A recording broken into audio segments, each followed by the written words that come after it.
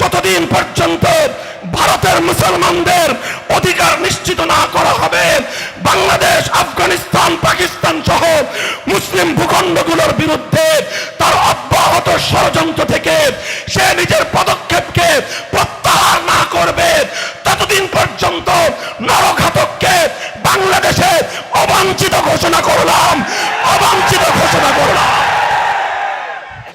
ও মুসলিম যুবক, শুধুমাত্র 5 ওয়াক্ত নামাজের দ্বারা তোমার যৌবনের হক আদায় হয় না। শুধু রমজানের 1 মাসের রোজা রাখার দ্বারা তোমার যৌবনের দায়িত্ব সমাপ্ত হয় না। যতদিন পর্যন্ত পৃথিবীর জিন্দানখানাগুলো থেকে তুমি আর আমি আমার মা বোনদের ইজ্জতের হেফাজত না করতে পারবো, ততদিন পর্যন্ত আমাদের দায়িত্ব ক্ষান্ত হবে না। সেই জায়গাটা থেকে আমরা বলতে চাই, দিল্লিতে যতদিন আমাদের ভাই বোনদের রক্তের প্রবাহ বন্ধ না হবে, আমার মুসলমানদের রক্ত নিয়ে হোলি খেলা বন্ধ না হবে, গুজরাটের কসাই নরঘাতক মুসলমানদের হত্যাকারী সাম্প্রদায়িক জঙ্গিবাদী নরেন্দ্র মোদীকে বাংলার মাটিতে পা রাখতে দেওয়া হবে না, হবে না ইনশাআল্লাহ।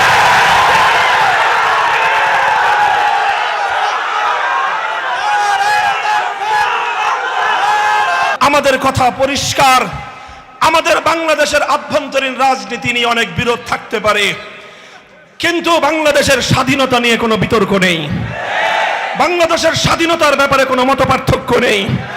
বাংলাদেশের স্বাধীনতার মহান নেতা বঙ্গবন্ধুকে ধর্মমত নির্বিশেষে সকলকেই শ্রদ্ধার চোখে দেখতে হবে। সেই বঙ্গবন্ধুর জন্মশতবার্ষিকী বাংলাদেশের জন্য একটি ঐতিহাসিক ঘটনা। আমরা রাজনীতিকে সমর্থন করি বা না করি, কিন্তু জাতির এক মহান প্রয়াত নেতা হিসেবে তাকে আমরা শ্রদ্ধা করি। কাজেই বঙ্গবন্ধু আপনার দলীয় সম্পদ নয়। পরিষ্কার ভাষায় বলতে চাই, যদি এই নরঘাতক, কুখ্যাত সন্ত্রাসী, নরঘাতক হত্যাকারী জঙ্গিবাদী মোদীকে যদি বঙ্গবন্ধুর জন্মশতবার্ষিকীতে অতিথির আসনে সম্মানিত করা হয়, বঙ্গবন্ধু এবং বাংলাদেশকে কলঙ্কিত করা হবে, বাংলাদেশের স্বাধীনতাকে অপমান করা হবে। কাজেই 71-এর চেতনায় যারা উজ্জীবিত, তারা প্রয়োজনে আবার মুক্তিযুদ্ধে ঝাঁপিয়ে পড়বে। মুহতারাম হাজিরিন, আমি আবারও বলছি, আমি মর্মাহত, আমি দুঃখিত, কিন্তু আমি উদ্বিগ্ন আর উৎকণ্ঠিত নই।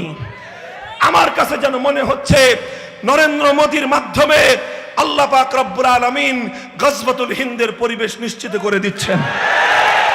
আজ 35 কোটি ভারতের মুসলমান, 16 কোটি বাংলাদেশের মুসলমান, 10 কোটি আফগান মুসলমান, 20 কোটি পাকিস্তানের মুসলমান, 80 কোটি মুসলমানের বিরুদ্ধে সে যুদ্ধের দামামা বাজিয়ে দেওয়ার চেষ্টা করছে।